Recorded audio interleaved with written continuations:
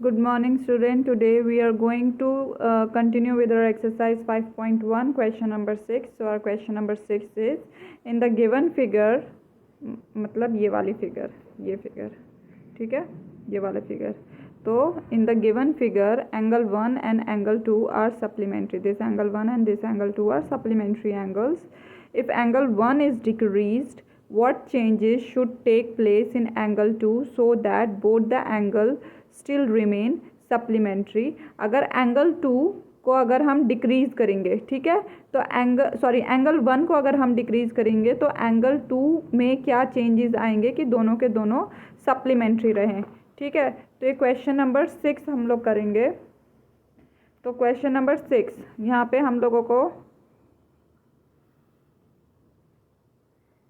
इस टाइप से एक एंगल बनाया हुआ है. ठीक है, इस टाइप से एक एंगल बनाया हुआ है और यहाँ पे ये हमारा एंगल 1 है और ये हमारा एंगल 2 है.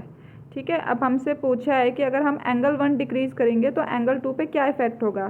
तो अगर मैं यहाँ पे एक इसका बना के देखती हूँ, एंगल 1 को अगर मैं डिक्रीज़ कर रही हूँ इस तरीके से, अगर मैं एंगल 1 को डिक्रीज़ कर रही हूँ तो एंगल 2 क्या हो रहा है.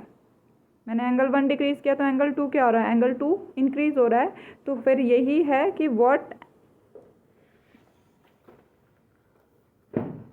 यही हमसे पूछा है कि if angle 1 is decrease what changes should take place in angle 2 so that both the angles will remain supplementary.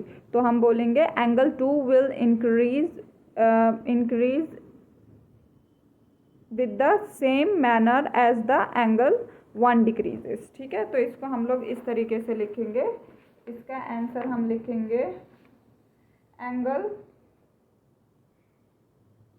2 will increase with the same measure as the decrease in angle 1. तो इसका आंसर हम लिखेंगे angle 2 will increase in the same measure, मतलब जितने degree से angle 1 decrease होगा उतने degree से एंगल 2 इंक्रीज़ होगा. अगर मान लो यहाँ पे फॉर एग्जांपल ये अगर मान लो 80 डिग्री है और ये हमारा मान लो ये 100 डिग्री है और ये मान लो 80 डिग्री है, तो अगर ये 20 डिग्री से डिक्रीज़ होगा, ठीक है, अगर मान लो ये हो गया हमारा 80 डिग्री, तो ये फिर 100 डिग्री हो जाएगा. मतलब अगर ये 20 डिग्री से डिक्रीज़ हुआ है तो हमारा ये जो एंगल 2 है ये 20 डिग्री से इंक्रीज़ हो रहा है. तो जितने डिग्री से एंगल 1 डिक्रीज़ होगा उतने डिग्री से एंगल 2 इंक्रीज़ होगा. तो इसका मतलब यही है angle 2 will increase in the same measure as the angle 1 decrease. ठीक है, या as the decrease in angle 1, as the angle 1 decreases. ठीक है, नाउ अब हम लोग नेक्स्ट क्वेश्चन करते हैं. Question number 7, can 2 angle be supplementary both of them are acute angle.